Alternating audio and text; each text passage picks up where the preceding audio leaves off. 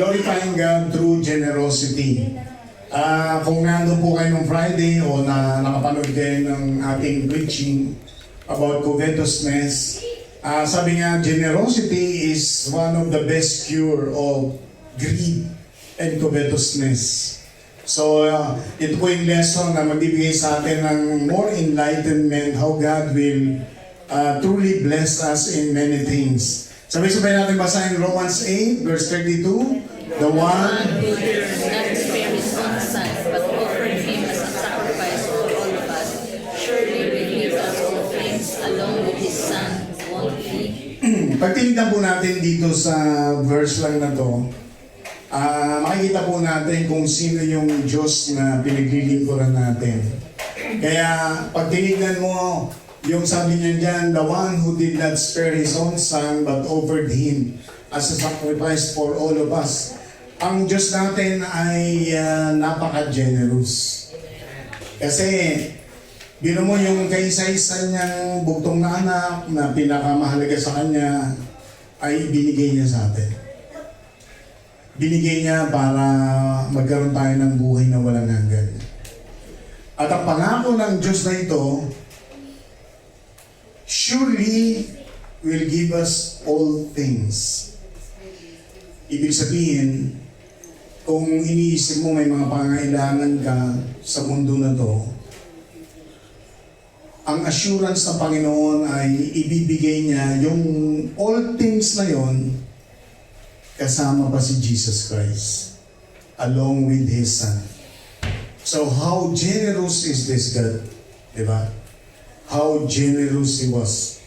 Kaya pag tinignan mo na kung tayo po ay may mga kasalanan ng pag-iimbot, ay makikita natin ating sarili ng Diyos nating sinasamba ay tunay na generous God. Sabay-sabay natin basahin to. Generosity is the way of living. We often speak of it regarding financial giving, but generosity is not primarily about money, but is a part of attitude of having a noble heart and spirit. Generosity is not solely about large quantities, but rather it speaks to one's attitude and actions toward others. God is generous, and because everything belongs to Him, we can also be generous, trusting that He will provide our needs and knowing that being generous is loving and pleases God. So, maganda po yung sinasabi dyan na ang pagiging generous ay hindi ito dahilan na malaki tayo magbigay.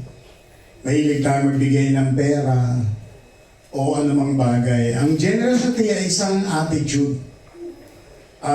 Pwedeng kahit na yung panahon mo, yung lakas mo, yung resources mo, ay pwede mong i-share. Dahil si Jesus, i-share niya yung buhay niya. So yung pagiging generous is not just about money matters. It's about what God has given us, that God would like it to be shared to other people. Nagpakilala ang Diyos kay Abraham. Sabi ng Panginoon kay Abraham, Abraham, tignan mo yung kalangitan. Look at the stars, Abraham. That will be like your dependence and inheritance. Pero sabi ni God kay Abraham, Abraham, I am your exceeding and great reward. I am. Sabi ng Panginoon kay Abraham. Ibig sabihin, ang Diyos mismo ang rewarder at ang magpapala sa Kanya sa lahat ng Kanyang buhay at magiging mga anak. At sabi ng Panginoon kay Abraham, I will bless you and I will make your name great and I will make you a blessing. And that is generosity. Amen? Palapakan natin ang Panginoon. Hallelujah. So can anyone share his experience of God's generosity in his life? So sino gustong mag-share ng naranasan na niya yung generosity ng Diyos sa buhay niya? Sino gusto mag-share? Brother Billy.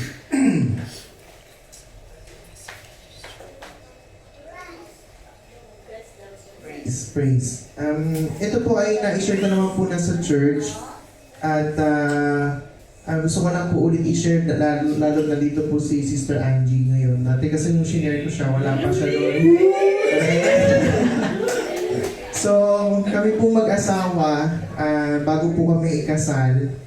Kasal na ba tayo? Pabalik na ako ng Dubai noon. Kasal na. So, kami po mag-asawa, bago po ako bumalik ng Dubai, hindi po kasi kami sabay ng gawa ng hindi pa po napa-husband visa si Sister Angie. Nag-prayer po kami mag-asawa na bago po ako bumalik, gusto po sana namin mailabas yung buong pamilya namin. And dahil po sa, alam niyo naman na ang gastos po ay sa Pinas lalo magpapakasal, ay talagang gagastos ka po talaga. So sa madaling salita, naubusan po talaga kami ng pera. And isa po sa hinais po namin, dinesire namin na hiniling namin sa Lord ay makapag-banding po kaming pamilya na sama-sama. And ang naisip po namin, Sister Angie, ay lahat po kami aatin ng CCF main na buong pamilya. Tapos after nun, doon po kami magbabanding. At nagpunta po kami ng Star City. So, yung iba po alam na po ito eh. So, nung nagpunta po kami ng Star City, ready ko na yung credit card na yun na po sana yung pambabayad namin mag-asawa na para lahat makapasok kami tapos rights all yung kayo. At nagtataka po ako dahil nasa unahan ako ng pila ng pagbabayad, pero pinapauna ko yung mga tao sa likod ko. At di ko maintindihan bakit ba pinapauna ko sila eh. Ako naman yung nasa unang pila. Yun pala, dinidelay ni Lord ng dinidelay na magbayad ako sa through credit card. Dahil ang gusto po pala ng Lord ay lahat kami, halos 30 kami, 25 to 30 family member, ay sasagutin pa lang ng Lord ng libre at entrance. Grabe po talaga yun. Hindi po namin ma-explain mag-asawa paano nangyari yun na mayroong isang taong ginamit ang Lord na nagbigay sa amin ng ticket na rides all you can. Tapos sa entrance, hindi na kami pipila ng kay haba-haba, parang VIP entrance agad. Sabi ng mga tao, bakit sila lumalakpas sa pila? Hindi sila pumila. Eh dito yung pila pa entrance ha. May narinig ako nagsabi, ay hindi, mga VIP yan. Kaya ganyan. Sabi ko, Lord, grabe ka. Kaya pala hindi ako kahit unang-una ako sa pila doon sa pagbabayad, nagtataka ako na pinapauna ko yung mga tao sa likod ko para sila yung unang magbayad. Yung pala, ang gusto pala ng Lord, huwag kang gumastos. Wala kaming gastusin kasi sasagutin pala niya lahat kami ng free entrance doon sa Star City. Kaya sobrang pinagpapasalamat ko po namin mag-asawa yun sa Panginoon. Ayan. So lahat ng pambayad binigay mo kay Sister Angie. Si Sister Jess. Sa akin lang po, share ko lang po.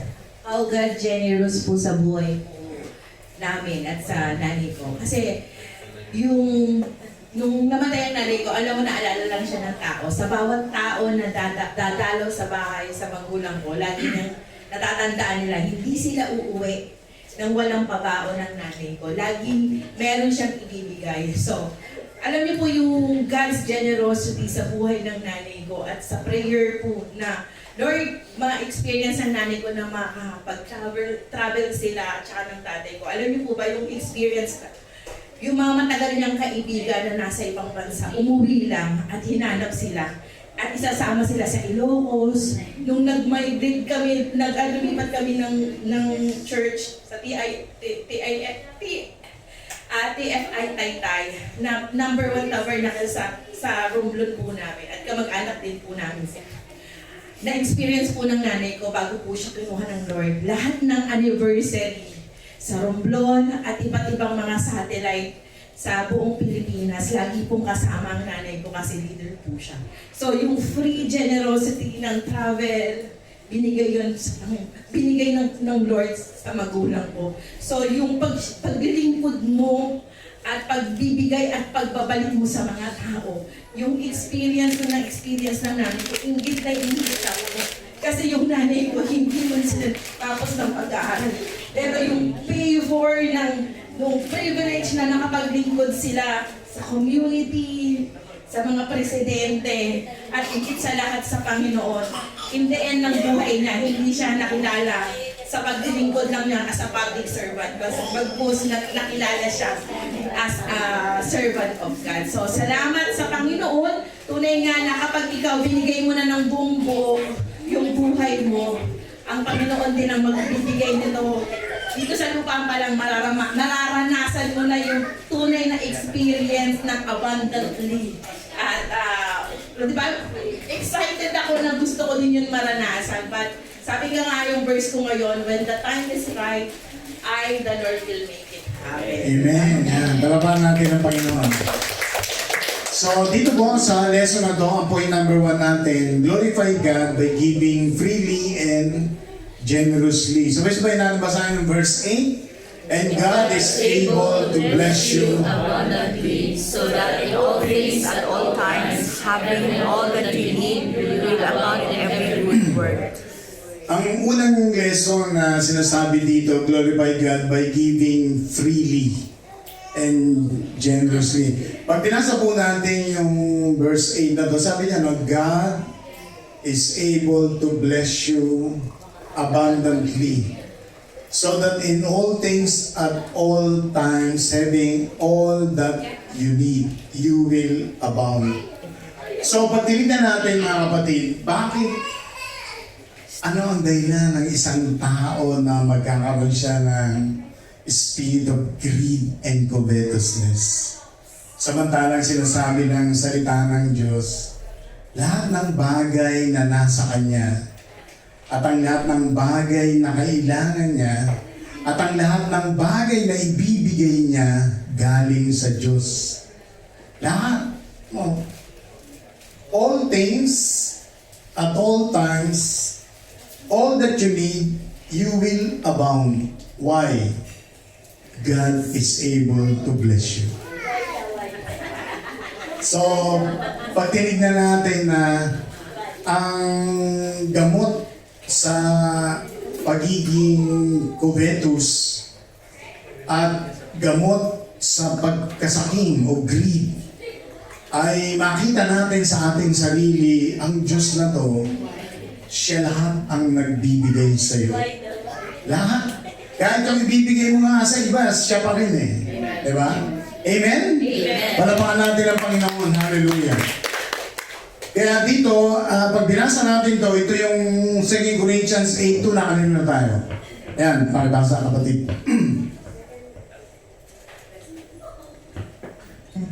2 Corinthians 8:2, in the midst of a very severe trial, their overflowing joy and their extreme poverty welled up in rich generosity. Ayan.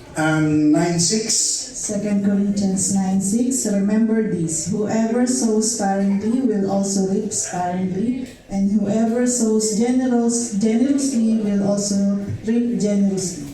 Yan. Una-una, ayokong palapasin to, 2 Corinthians 8:2. Sabi diyan, yung Macedonian church, nagbigay sila out of their severe trial. Nung pinag-aaralan ko yung lesson na to, nung Friday, ewan ko nabanggit ko to eh. Ano ang sign ng meron tayong covetousness? Number 1, isa sa sinabi doon, sa Tagalog kuripot tayo. Stingy. Stingy tayo o kuripot tayo. Bakit? Pag dumating ang pagkakataon na iniisip mong kulang ka at magkukulang ka, hindi ka magbibigay.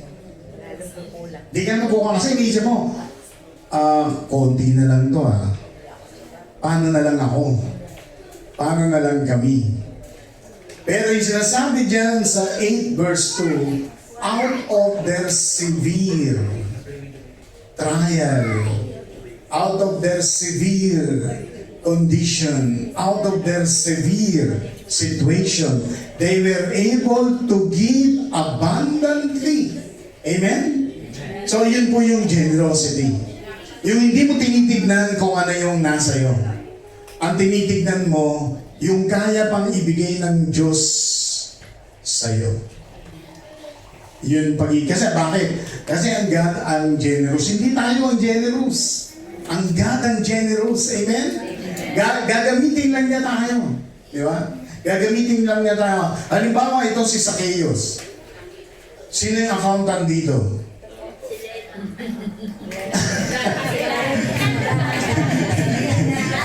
Si Zacchaeus, accountant siya eh. Di ba? CPA siya, taga-collector siya ng tax, di ba? So marami na siyang maletang nakuha pera. Maleta. So maleta yung nakuha ni Zacchaeus. Pero, na-born again si Zacchaeus. Hindi mo na-born again si Zacchaeus. At nang na-born again si Zacchaeus, ilang maleta ang gusto niyang ibigay. Imagine mo, sabi niya, Zacchaeus stood and said, "Look, I give half of my goods." Kalahati ng kayamanan ng mga maleta, ibibigay niya. Di ba? Tapos sabi niya gano'n, "I have taken anything from anyone by false, I will restore fourfold." Dadagdagan niya pa ng 4 na maleta yung mga niloko niya, dinaya niya. Yung mga nagalit sa kanya. Diba? Dadagdagan niya pa ng 4 na maleta. So,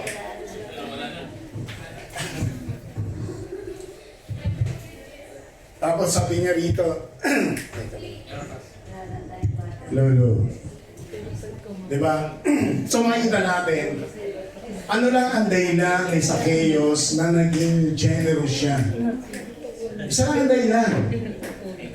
Nakita niya yung value ni Jesus Christ. Amen? Isa lang, namit niya lang si Jesus Christ. Nung namit niya si Jesus Christ, nagkaroon siya ng pananaw, ito yung kailangan niya talaga, hindi yung kayamanan niya. Ang kailangan niya si Jesus Christ. So generosity is not about us. It's not about what we have. It's about God who can bless us. Amen? Palapakan natin ang Panginoon. Hallelujah. In your opinion, does our understanding and experience in God's generosity can shape our own hearts? Generosity as Christians. Sa pananaw ba natin, yung pag naintindihan natin at naranasan natin ang pagiging generous ng God sa atin, makakatulong ba yan na magiging generous Christian tayo? Yes. Amen. Sino gusto sumagot? Makakatulong ba yan? Sister Clavel, Sister... Ay, sige po, ikaw muna. Ikaw, generous. Sally, sige. Talagang generous sila. Ayun po, Pas. Ang una ko po, lagi ko pong sinasabi na God is so generous really in my life. Kasi bata pa po ako, sabi ko, talagang praise God kasi nakikita ko how God is working in my life. Yung mga pinadala niya sa aking mga tao from high school, from my youngest age.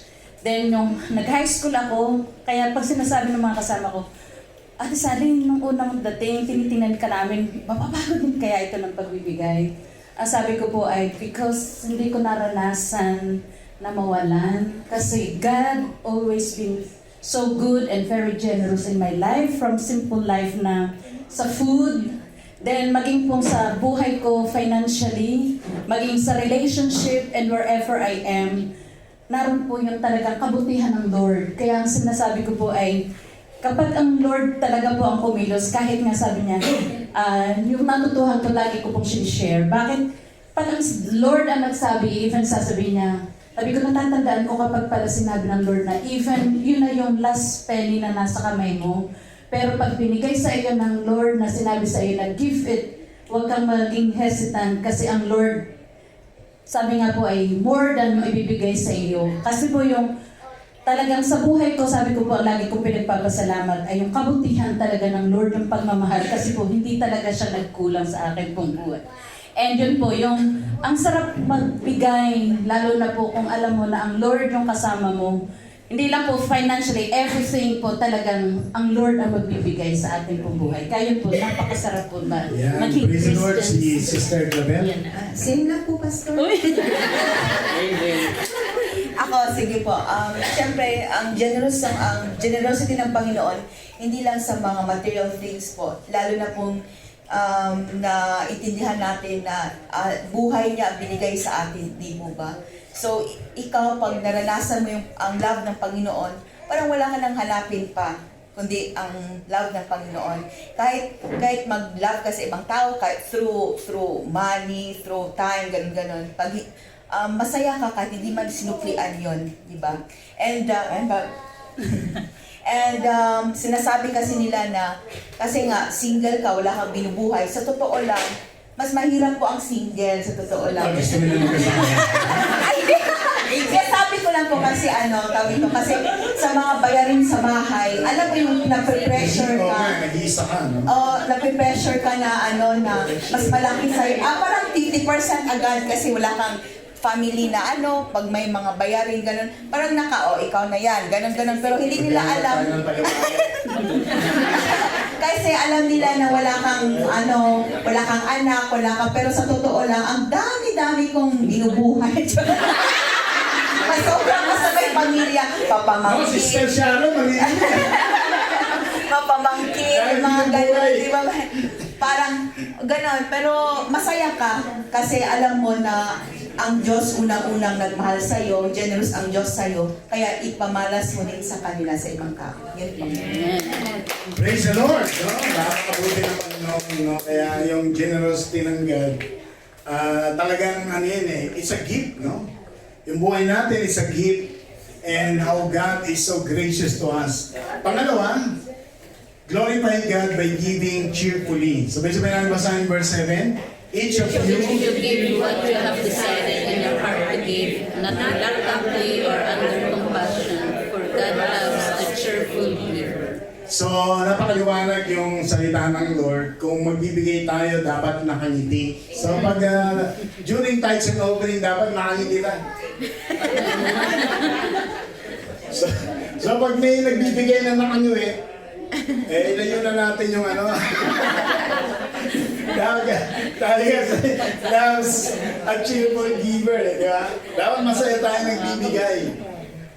Isang malaking dahilan, sabi ng Bible, look at our giving to measure how much we truly understand generosity and grace of God. Kasi pinakasimpleng dahilan ng generosity ng God, yung John 3:16, di ba? God so loved the world.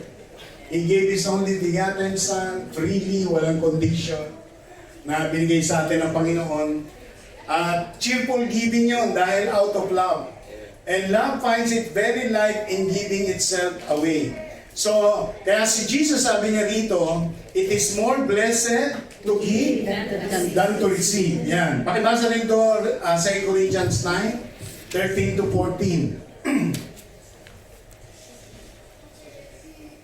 Ano ba tayo? 2 Corinthians 9, 13 to 14. Sige po. 2 Corinthians 13 to 14. Ayan. Because of the service by you have proved yourself, others will praise God for the obedience that accompanies your confession of the gospel of Christ, and for the generosity in sharing with them and with everyone else. And in their prayers for you, their hearts will go out to you because of the surpassing grace God has given you. Thanks be to God for His indescribable gift. So dito, explain ko ng konti doon kasi sabi nga kanina, generosity is not just about money. Starting from spiritual, mga kapatid, nakakahiya sa Lord na tayo naging Christian. Wala man lang tayong nasabihan ng kaibigan, kasama sa bahay, kaopisina, o kamag-anak na mahal sila ng Panginoon. Na si Jesus ay namatay para sa kanila. Bakit? Selfish tayo masyado. Pag hindi tayo nagsabi kahit kanino man, we are so selfish. Tayo lang ba ang gustong maligtas? Diba? Tayo lang ba ang gustong pumunta ng langit? Bakit natin yan? So, kapag tayo po ay nagsishare ng salita ng Diyos, nag-i-invite tayo ng kaluluwa, dinadala natin sa church, nagpapamerienda tayo para share ng isang tao, pinapamasahin natin para madala natin sa church, we are so generous. Dahil sa kaluluwa. Hindi natin iniisip yung panahon na pupuntahan mo siya, sisharean mo siya, i-mentor mo siya, i-disciple mo siya. You exert time and effort. You are generous. Kaya pag tinignan natin, generosity is about our attitude, our action. Minsan may isang kapatid na nangangailangan ng prayer, you have to quit whatever you're doing because you have to pray. Kailangan niya ng urgent prayer. That's generosity, kapatid. Nung araw na si Chanel, nabasa namin sa prayer time sa Jeremiah na i-operahan siya. Nung gabi na yun, nando kami sa taas, pinahinto ko sila Nobi, sila Deb, sabi ko sa kanila, let's pray for Chanel.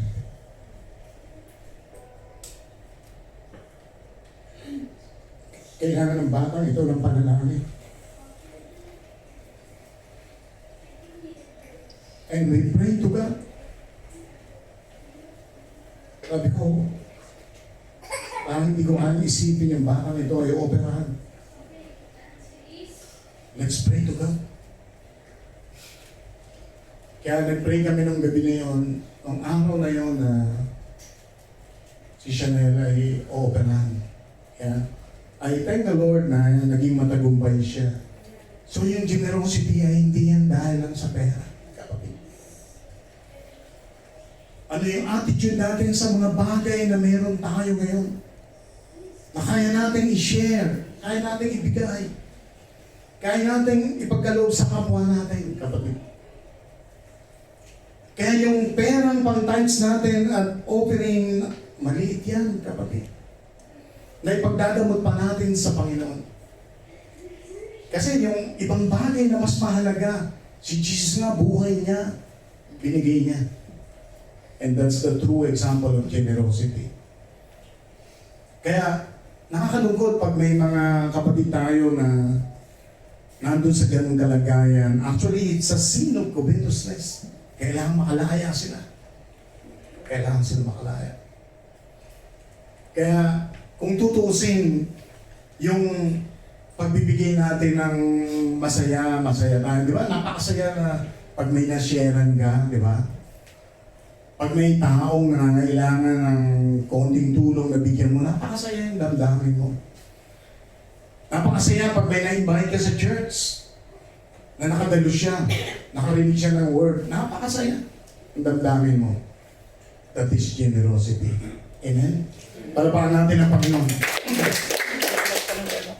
In your opinion, in what area Christians really struggle in following God's influence to grow in generosity? So, sino gusto sumagot dito?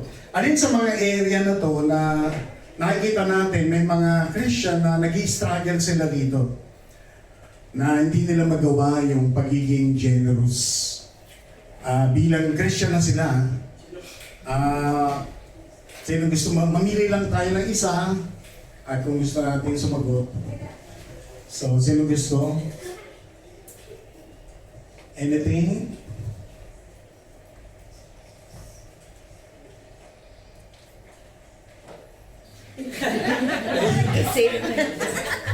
Oh. Ayaw umami. Gusto umami. So, sino gustong sumagot?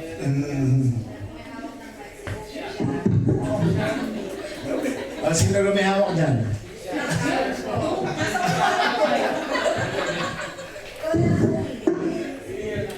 Pipiliin ko na lang po, sino ba hindi pa po nagre-resign? Sister Venus, sorry nga. Master Venus pa ka na. Tsaka si Brother Selwyn. Yan. Isa lang, mamili ka lang na ito. Sa akin po siguro yung magkasama yung time and effort. Para sa akin magkakambal po ito. May mga panahon po o pagkakataon na kapag po ako ay halimbawa naka-assign at ako ay halimbawa sa pakiramdam ko po ay sobrang pagod sa trabaho.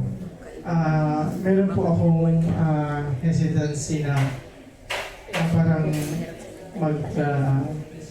mag-attend, parang ganun po. But I remember po na the Lord sustains me. Sabi ko, yung tanong kanina na paano nag-glorify ang Lord through your actions, sabi ko parang naisip ko dito yung iniisip ko na lang na yung glory or yung sustaining grace po ng Panginoon na nararanasan ko po. So, physically po, praise the Lord dahil ako po ay healthy, ako po ay able, at ako po ay nakakakilos po ng walang nararanasang sakit. Naalala ko po nung mga nakaraang buwan po, ako po talaga ay nakaranas ng panghihina, lalo na yung tuhod ko. So, pag naalala ko po yung kagalingan po na nanggagaling sa Lord, sabi ko ay inaalala ko po palagi yung pagkakataon na kapag nag-pray tayo sama-sama, kapag tayo ay inaalay natin yung ating mga nararamdaman sa Lord. At ang tugon po ng Lord ay palaging mabilis. So yung ganun pong mga experiences po, pag inaalala ko, napakabuti po ng Lord. Bakit sa kanyang gawain ako ay manghihina o ako ay hindi aaten. So, mahalaga din po na kapag tayo po ay tinawag ng Lord, nandun palagi po yung ating, sa umaga po yung devotion na, Lord, may gawain ngayong umaga, i-ready mo ako, i-prepare mo ang aking heart, lalo na yung heart po na mag-serve na yung araw na ito hindi dahil ako naka-assign o hindi dahil ako po ay natawag, pero dahil ikaw yung priority, ikaw yung uunahin ko sa aking buhay.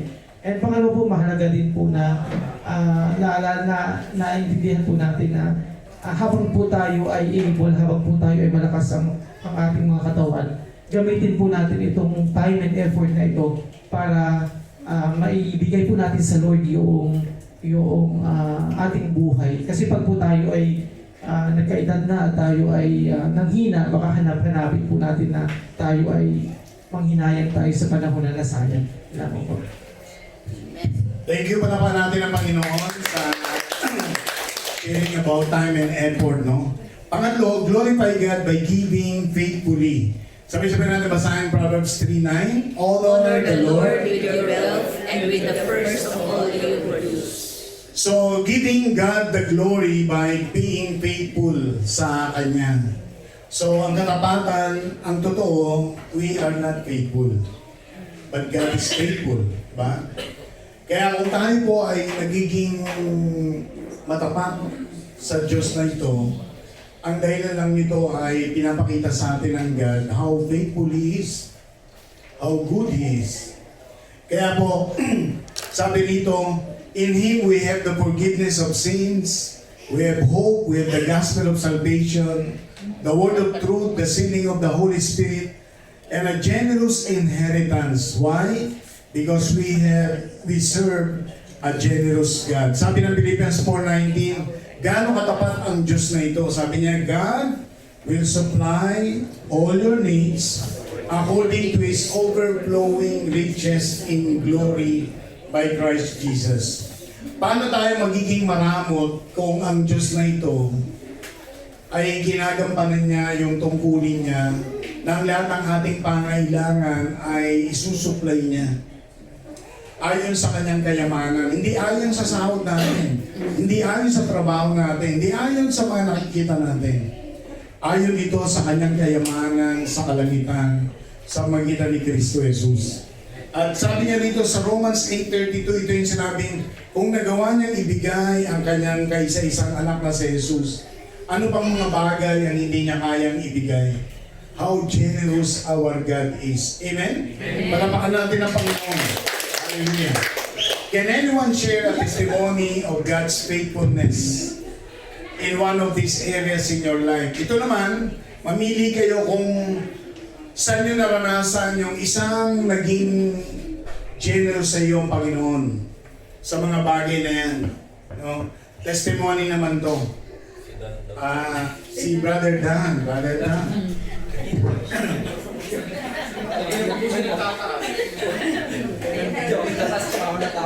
Mga pala, tahimik ka, no? Can anyone share a testimony of God's faithfulness in one of these areas in your life? Time, effort, finances, and resources. Siguro yung sa akin po is yung sa finances. Praise the Lord. Hindi yung ibig sabihin is sobrang, I mean, ano na, ano. Pero I wanna praise the Lord kasi yung answer ko kanina, almost yung kabaliktaran po yung story sa akin kay Sister Sally. So, growing up, ako naman po ay talagang galing sa hirap na to the point na yung parents ko ay maagang naghiwalay. 6 years old pa lang ako. And then napunta ako sa lola ko. Yung tatay ko ay nag-asawa din agad. And then yung buhay is sobrang hirap. To the point na both emotional support sa tatay ko and then finances kasi ang batang nag-asawa ng tatay ko.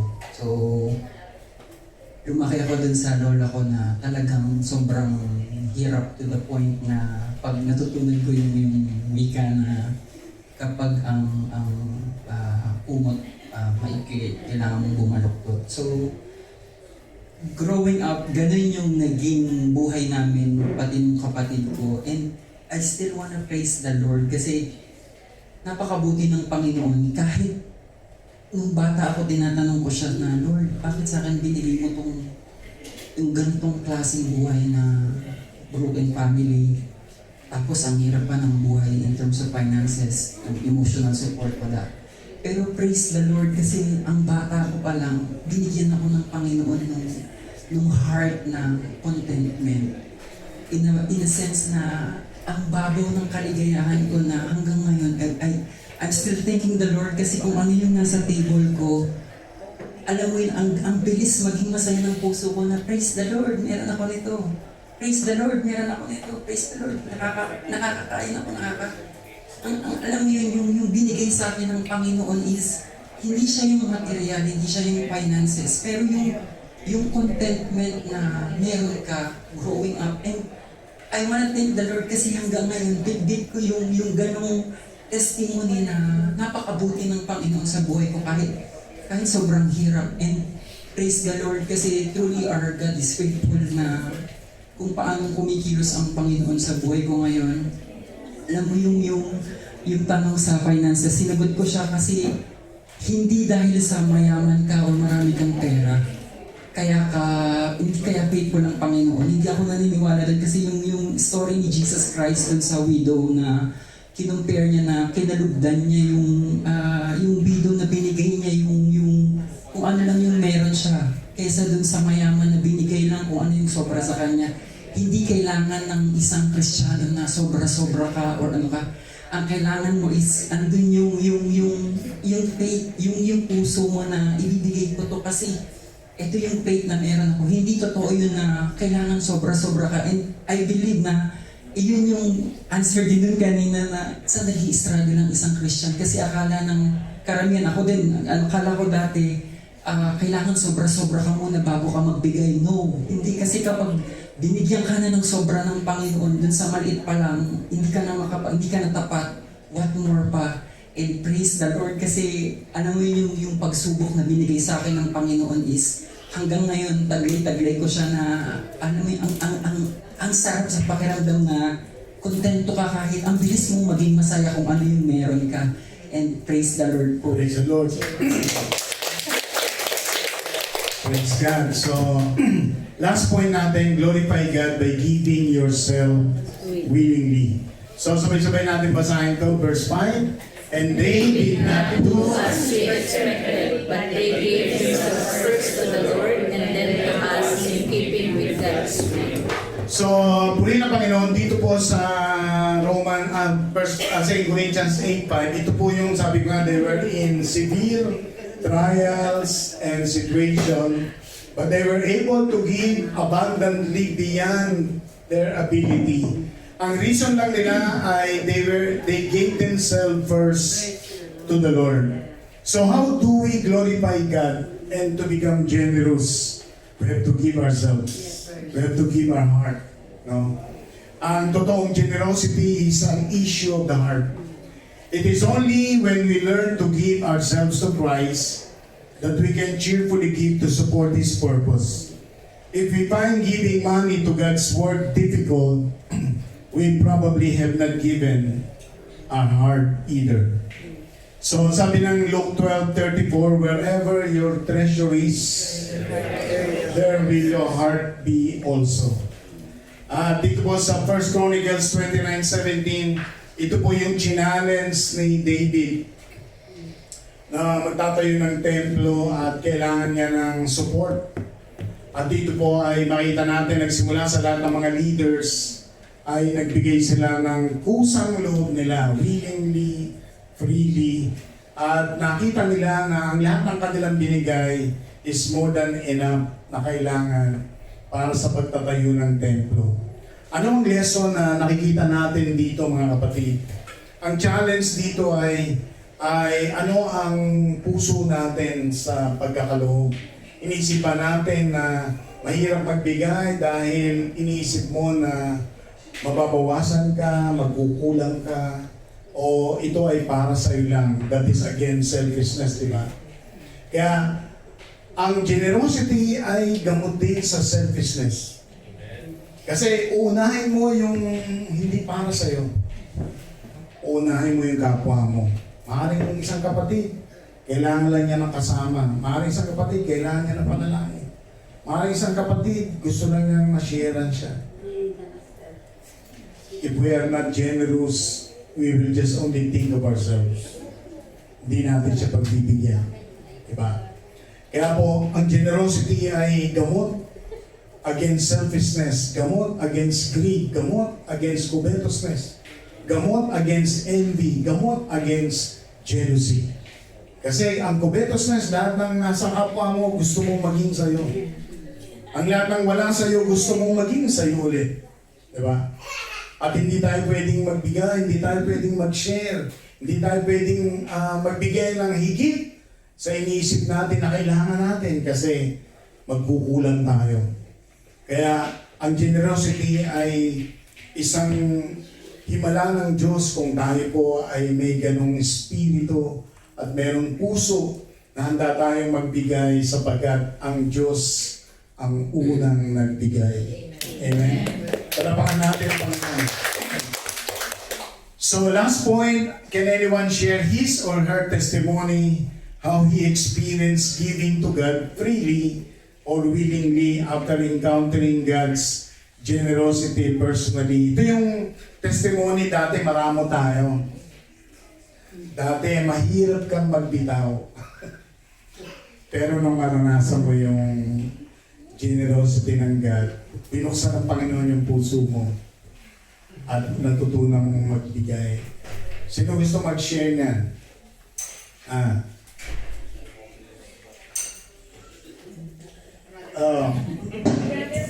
Brother Brian, ikaw.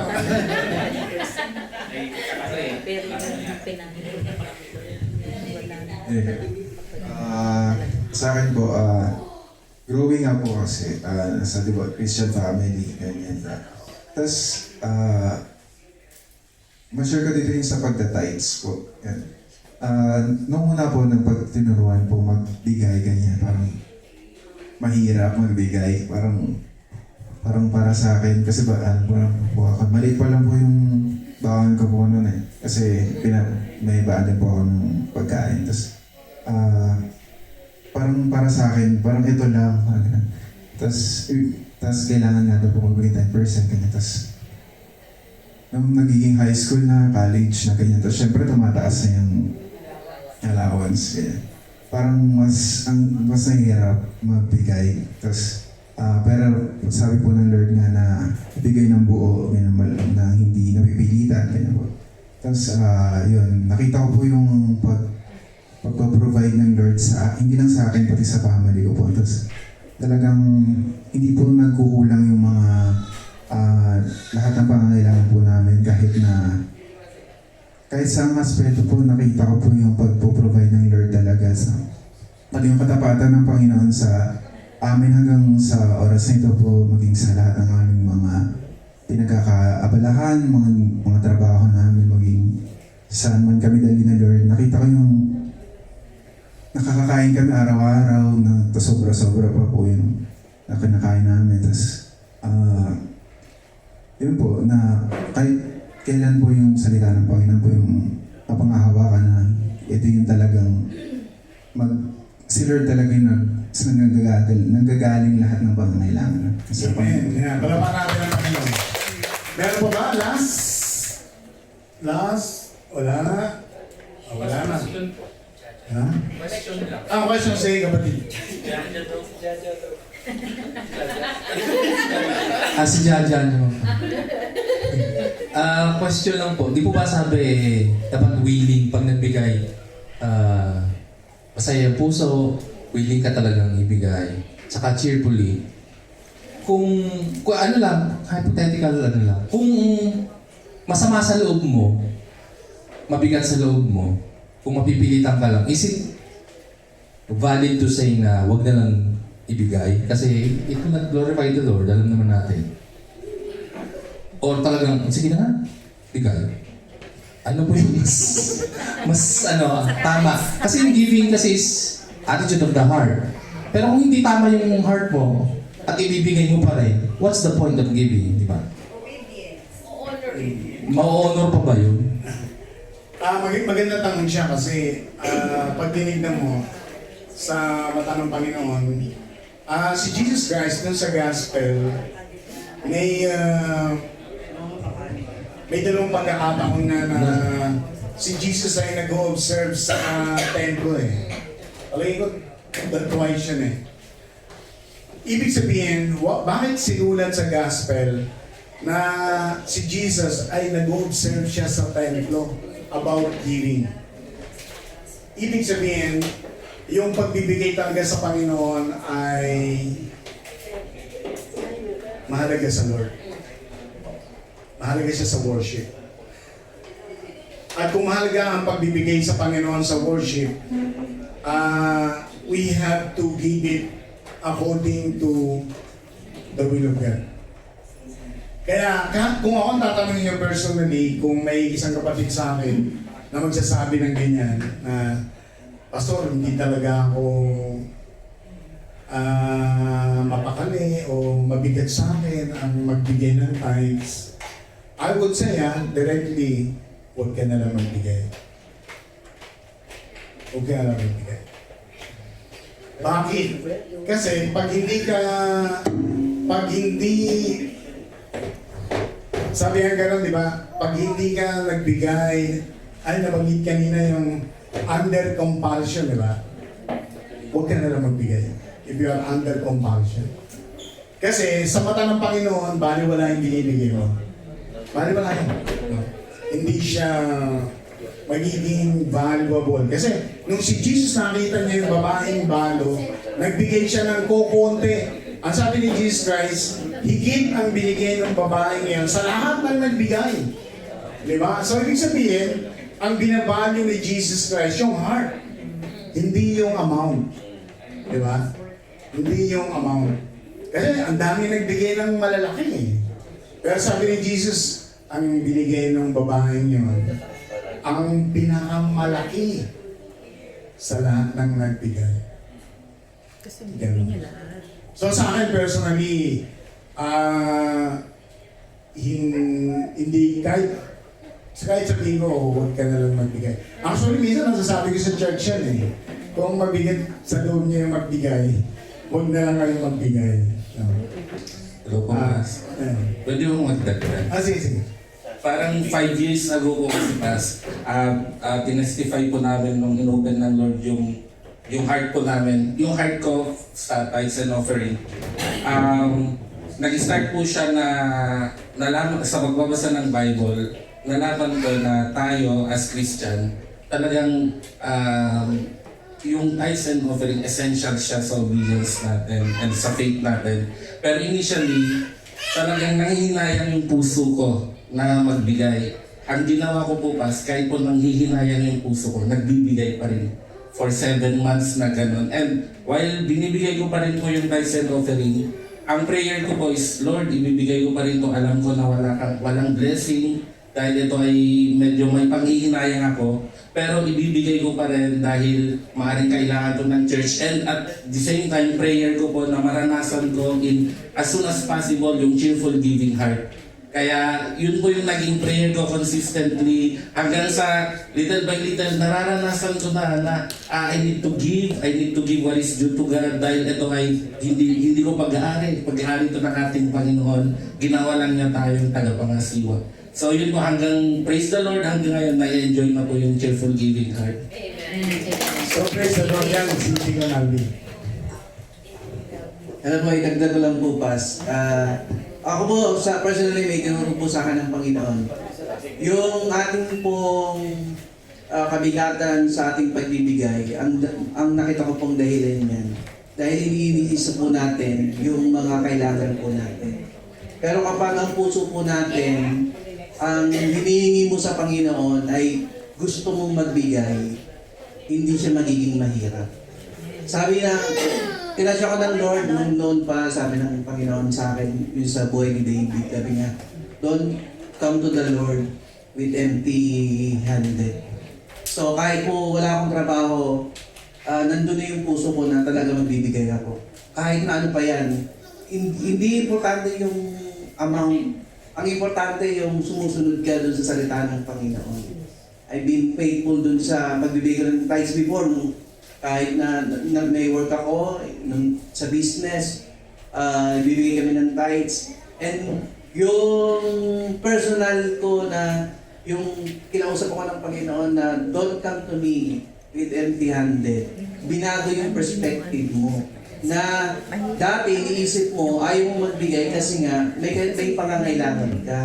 Pero pag binago yung kaisipan mo, binabago niya yung attitude mo na kailangan mong magbigay sa Panginoon. Yun yung ba parang, Panginoon, gusto ko magbigay sa iyo. Yung puso ko magbigay, kailangan kong magbigay sa iyo.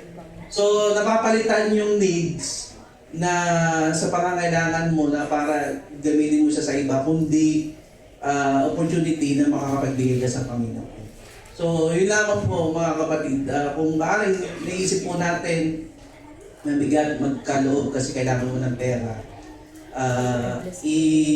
ipanalangin mo sa Panginoon na baguhin niya yung puso mo na palitan na Panginoon, gusto ko magbigay sa iyo. Tulungan mo ako na magbigay sa iyo. Ayan, praise the Lord. Sister Naldi. Ilan, 5 minutes? Lagi mo pinag-orasan that this is all for the glory of God. I want to share na yung goodness ng Lord. Kasi itong about giving ay simula pa rin nasa college kami ay tinuruan na rin ako ng Lord kung paano magbigay sa Kanya.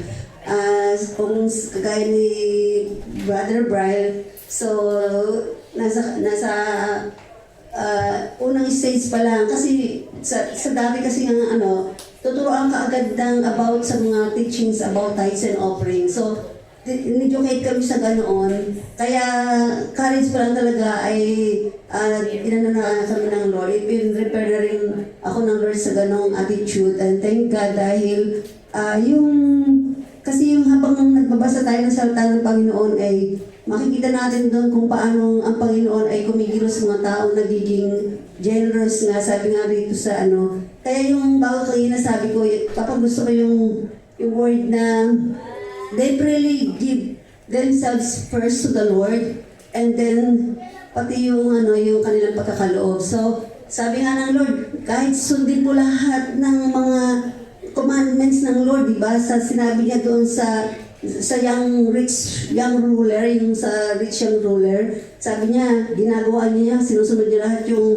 commandments ng Panginoon, pero sa isang bagay lang hindi niya sinunod, yung kanyang packet, yung kanyang possession, hindi niya ito pinagkaloob sa Panginoon. So yung lesson na yun ay talagang yun talaga yung pag-obey natin sa salita ng Panginoon. So, kaya yung hanggang mag-asawa na kami ni Papa, so hindi naman niya alam na ganun ako noon. Pero, yun, ganun ang nangyayari. At kaya pagka nagkakalob kami sa Panginoon, kasi ako ang nagbibigay, hindi niya alam. Alam niya na binibigay ko para sa Panginoon. Nagtitiwala siya sa akin na ano man yung amount na hahawakan namin, he believes na ibinibigay ko sa Panginoon yun, hindi ko yung kinukupit. Kasi hindi ako sa kanya takot. Sa Panginoon ako takot. Ayokong kupitan ng Panginoon. Kasi alam ko na there's a curse kapag nangungupit tayo sa binigay ng Lord sa Panginoon. No? Kaya sabi nga yun sa Proverbs 3, di ba? 9 and 10, ano yan eh, isa ko sa verse yan na we have to honor our Lord in all our first fruits, in all our substance. Kasi ang Panginoon talaga, yun yung ating worship, nais ng Panginoon. At sabi ng Lord, give unto the Lord, sabi nga, sabi niya sa Luke 6:38, nais ng Lord na tayo magbigay sa Kanya ng 63 umaapaw, yun ang pangako ng Lord. So, yung sinasabi ko, we really experience God's goodness mula pa sa aming buhay ni Papa nang kami pa mga bata. Hindi birong magkaroon ng 5 anak. Kasi, just for the glory of God. Hindi birong magkaroon ng 5 anak. Kung kayo nahihirapan sa isang anak, iniisip niyo yung tuition fee ng mga anak niyo, kung paano sila pag-aaralin, kung paano sila para kasi, minsan kasi yung ayaw nila mag-anak, kasi paano namin sila bubuhayin, paano namin sila pag-aaralin ng college, parang ganun. So, ditipid sila. Kami naman, bininvest ng Lord in many ways. Binigyan kami ng maraming anak.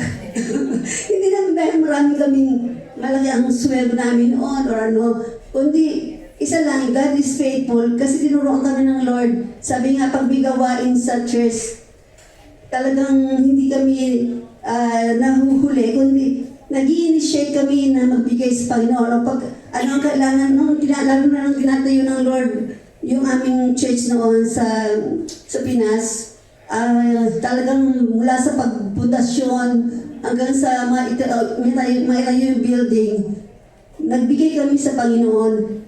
At pati nung sa school, ay nagbigay kami, a little amount lang, pero ang ginawa ng Lord na blessing sa amin, naging free ang tuition ng lahat ng aming mga anak from the preschool. The preschool pa lang sila, free na lahat ng tuition ng mga anak namin. Kaya wala talaga kaming mga tuition hanggang sa sila ay pag may nag-aalok sa amin ng plan, educational plan, hindi kami kumukuha kasi we just have faith in the Lord that God will provide. So, siyempre, hindi mga anak na yun. Magka-college na. Ang nangyari, inilipat ng Lord si Papa sa Emirates Airline. Hindi namin to inaasahan din. Talagang ang Panginoon din ang nag-provide na kanilang tuition hanggang sa college. Kaya talagang from the preschool hanggang sa pinrovide ng Lord ang lahat. So, praise the Lord. Kaya nagpapasalamat kami. Dahil, tsaka yung isang, rito, yung nagtayo kami ng bahay, yung una, tinry namin kaming, syempre nung una, nagkaroon kami ng, mayroon kami unang bahay, nag-start kami siguro 16,000 pesos lang para maitayo yung bungalow namin. Out of 16,000 yun. Naglakas loob kami ng naitayo yun. Siyempre yung during the time nahirapan na kami sa pagbabayad sa labor. Yung times namin, tinatry namin hiramin. Lord, hiram, pwede mahiram, ganun lang. Pero pinangako ko yun sa Lord, pagbabayaran din namin. So, yung doon namin nakita yung testing na Lord, na kapag pala talagang gagalawin mo ang para sa Panginoon, hindi ka talaga, mahihirapan ka. So, naging lesson learned sa amin yun. Kaya ang ginawa namin, tinama namin yun. Nung magpagawa kami ng pangalawang bahay, ang ginawa ng Panginoon ay talaga nag-provide siya. Hindi namin ginalaw yung para sa Panginoon kahit na kami ay nagko-construct ng building. At sa isang kabutihan ng Panginoon, natapos yung building na sabi nga ay hindi kahit yung foreman, sabi sa akin, sabi mo, siya lang ipapagawa mo, bakit natapos nyo? sabi sa amin ng foreman. So natapos yung construction ng bahay namin in 5 months. At hindi rin kami makapaniwala na ipipinis namin siya ng fully furnished. So kaya yun ang blessing ng Panginoon. Basta maging faithful ka sa Kanya, God really will provide. Yun ang pangako niya. So, pasensya ka na pa. Yun lang yung yun lang talaga. Kaya yung mga anak namin, yun lagi ang aking pinamamana lang sa kanila. Yun ang aming pinamamana lang sa aming mga anak. Na kapag kayo ay nagtatrabaho, ano man yung hinahawakan nyo, ipagkaloob niya sa Panginoon yung para sa Panginoon. Huwag niyo siyang nanakawan kasi ayaw ng Lord yun yung mangyari sa Malakay 3 din. So, praise the Lord. Yan, praise the Lord. Actually, maraming pastor ayaw nilang i-share yung ganyan. Generosity, lalo na tithes and offering. Pero yung tinuro sa aming mag-asawa ng Panginoon at sa paglilingkod ko ng more than 40 years, pag hindi ko tinuro ito sa mga tao ng Diyos, maramot ako. Maramot ako. Bakit? Nakakita namin mag-asawa. Ito yung totoong sikreto ng pagpapala. Yung sinasabi ni Sister Nobi, nakita talaga namin. Nagpatayo kami ng unang bahay. Nagpapatayo yung church namin. Nacha-challenge kami na i-delay yung tithes namin. Nahihirapan kami ng funds. Nung dumating sa point na i-release namin, hindi kami nagkukulang. So naranasan namin yung pag nagbibigay ka talaga ng malaya, malaya ang pinagpapala ng Lord. Kasi yung karanasan namin sa pagkakaloob, mula noon hanggang ngayon yung favor nararanasan namin. Imagine mo, sino mag-iisip, nagta-travel kaming family sa business class? Sino mag-iisip? Lifetime. 2 airline. Pati sa Philippine Airlines. Sino mag-iisip ng ganun? Wala. Pag-aaral ng 5 naming anak, mag-iisip pa kami na paano ito mag-aaral pag nag-college. Kaya ng Panginoon. Ang allowance nila, tatlo. Dati 55,000, naging 60,000, 65,000. Allowance ng bawat isa yun ha. Pero hindi na pupunta sa akin yun. Babayaran nila yung school kung saan mo sila i-enroll. Wala kang makukuha pera. Pero yung allowance, ibig sabihin, cover lahat ng gastos nila sa school. So, sino magbibigay ng ganun? Panginoon lang. Kaya pag hindi ko ito sinishare sa mga anak ng Diyos, sa congregation, maramot ako. Kasi yun yung sikreto ng God eh. How can you be blessed? You have to give. Give and it shall be given back to you. Pressed down, shaken together, running over. That is generosity, mga kapatid. Hindi ka pwedeng pagpalain ng generous na Panginoon kung ikaw ay nagtatanim ng hindi tama. Yung simulan natin, tignan niyo yung lesson na to ha. Nagsimula tayo kay Achan. Pumasok sila sa promised land. Nagnakaw siya. Cheated God. Sabi ng Bible. The whole Israel was cursed because of cheating. Anong sabi ng Malakay? Do you rob me? You will be cursed. Sino rito ang hindi tumatanggap ng pagpapala ayon sa kalooban ng Diyos? Tanungin niyo yung sarili niyo, do you cheat God? Do you rob God? It's impossible that God will not bless you. It's impossible. It's impossible. Believe me, kapatid. Kaya pag merong magsasabi na gano'n, God never fails. God never fails.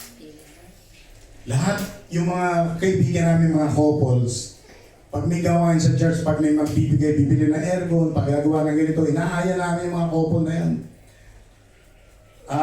Nagbibigay sila ng malaki dahil ni-encourage namin. Alam niyo ba yung mga buhay nun hanggang ngayon? Above average lahat yun. Bakit? Natuto silang magbigay sa lahat yun, bawat pamilya na yan. Lahat yun above average. Lahat yun may mga sasakyan. Bakit? Natuto silang magbigay. Hindi kami mayaman ni Sister Nobi nagsimula. Yan yung mother ko. Pero pinaranas sa amin yung favor. Sabi nga, binigyan ako ng pinaranas sa amin dito. Nagkaroon kami Mercedes. Unang sasakyan, ginagamit ng church yun, Mercedes. Pinaranas sa amin Lexus, ginagamit ng church yun. Pero mo, yung mga magandang sasakyan, kahit na mga second hand lang siya, pero yung favor ng Panginoon, pinaranas. Bakit? Pag hindi ka nagdadabot sa Panginoon, yung favor niya, bibigyan niya sa'yo. Ang kailangan lang natin ay favor, sa totoo lang. Sabi ko nga, di ba sinabi ko sa inyo dati, 16 years ako nagtrabaho sa Emirates. Ang mga increase sa Emirates, 2%, 2.5%, 3%, 5%. Pinakamalaki na 7%, 16 years. Ngayon, nagtrabaho ako after 4 years. Sabi ko nga, yung in-increase ko ngayon, 4 years versus 16 years, mas malaki kaysa sa 16 years na increase. Hindi ko sinasabi mas malaking sahod ko ngayon.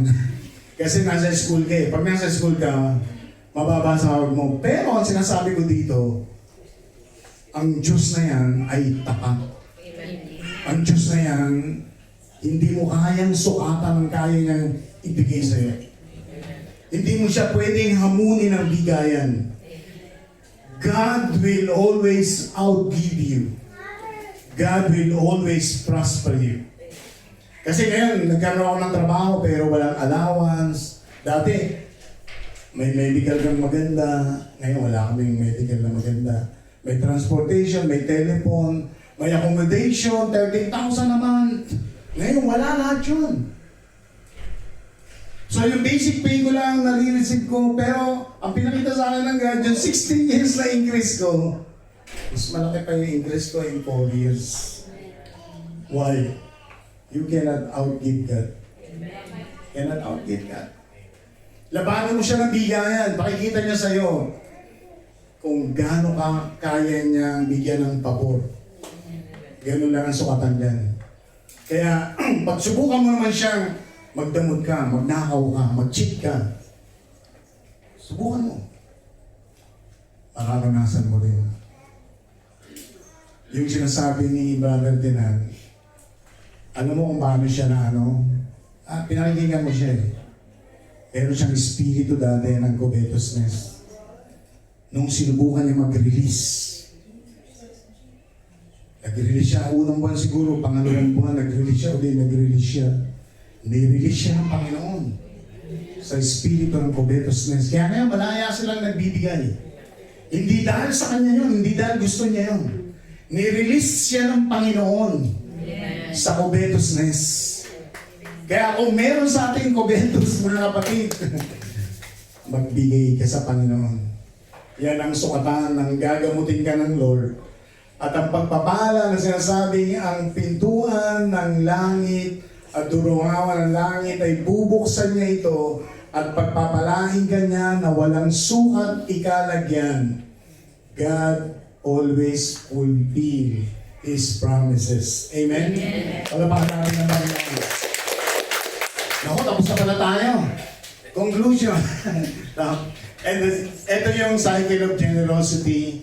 Ito po yung pinag-uusapan natin na pag ang Diyos nagbigay sa atin, ang generosity ay gagamitin niya ito para pagpalain sa iba. At pag napagpala yung iba, makakarating ito sa Diyos kasi napapagpala sila dahil sa mga nagpapala na iba na pinagpala ng Diyos. Kailangan umikot yan. Imagine nyo kapatid, pag dito tayo, pagkalahati sa atin, ayaw magbigay dito. Ano mangyayari? Kalahati mapuputol yung blessing ng generosity. Diba? Pero pag lahat ito nagbibigay, iikot-ikot lang yan. Palaki ng palaki yan. Patuloy siyang magsacycle. Ganun yung blessing ng Panginoon. Kaya, napahalaga na ang generosity mag-flow. Dahil ito ay lahat ay biyaya lang ito ng Panginoon. Amen? Amen. So let's pray for this. I pray I pray that God's generosity will continue to flow upon our hearts, that we can be channel of God's blessing for His glory. I pray that all Christians will have their treasures invested towards God's kingdom to be used in expansion of His temporal